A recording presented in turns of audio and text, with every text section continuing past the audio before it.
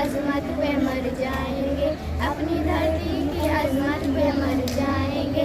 ए वतन तेरी उल्फत में सरशार है, ए वतन तेरी उल्फत में सरशार है, हम वफादार हैं, हम वफादार हैं। 15 अगस्त 1947 को हमारा प्यारा वतन भारत अंग्रेज़ों की गुलामी से आज़ाद हुआ। ये आज़ादी हमें आसानी से नहीं मिली, बल्कि लाखों लोगों की कुर्बानियों के बाद मिली है। जो हमें आज़ादी हमें याद दिलाती है कि हमें अपने मुल्क से मोहब्बत करनी है, अपने झंडे का एहतराम करना है और अपने मुल्क का नाम